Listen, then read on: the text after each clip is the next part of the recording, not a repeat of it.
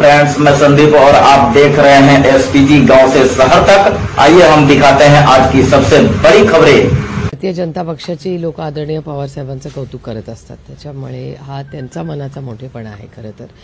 आणि आमचं भाग्य की सगळ्याच पक्षाचे लोक आदरणीय पवार साहेबांबद्दल नेहमी प्रेमाने बोलतात, हे आमचं भाग्य। आणि खूप विनम्रपणे मी सगळ्यांचे आभार मानते।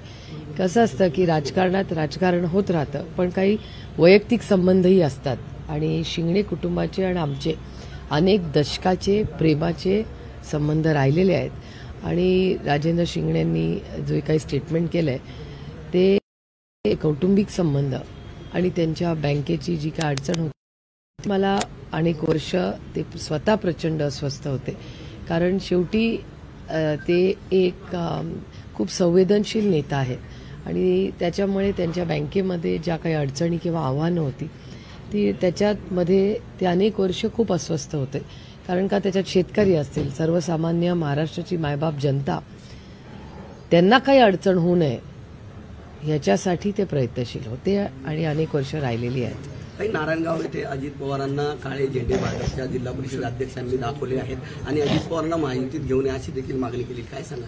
तो महायुतीचा अंतर्गत प्रश्न आहे।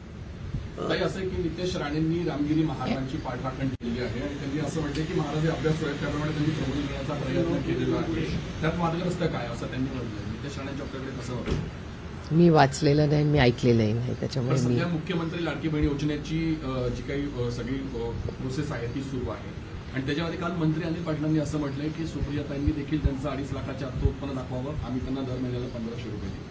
लोकशाही हो, प्रत्येकाला बोलायचा अधिकार आहे। सध्या बँकांमध्ये खूप गर्दी आहे आणि महिलांची ना खूप हाल होतात आणि अशा वेळेला बँकांनी असं म्हटलंय की बँकांना मुख्यमंत्री साहेबांनी सुरक्षा पुरवावी असं बँक कर्मचारी संघटनांनी देखील म्हटलं। म्हणजे हा गोंधळ जो होतोय हे अर्थातच प्रशासनाचे अपयश आहे। प्रशासनाने या गोष्टीचा विचार करायला पाहिजे होता।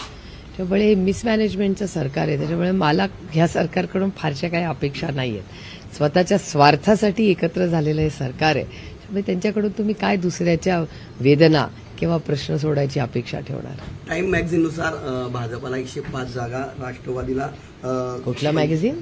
Times magazine. कुठलं आहे टाइम्स मॅगझिन?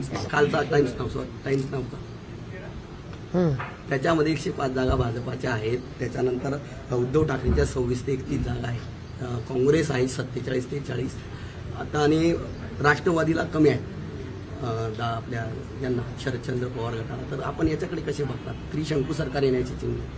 मला खरंच यातलं एक तर मी सर्वे पाहिलेला नाही, सर्वेचा साईज किती, आम्हाला किती दिलेत? तुम्हाला काहीतरी मागच्या सर्वेमध्ये माझं काय झालं माहिती होतं ना?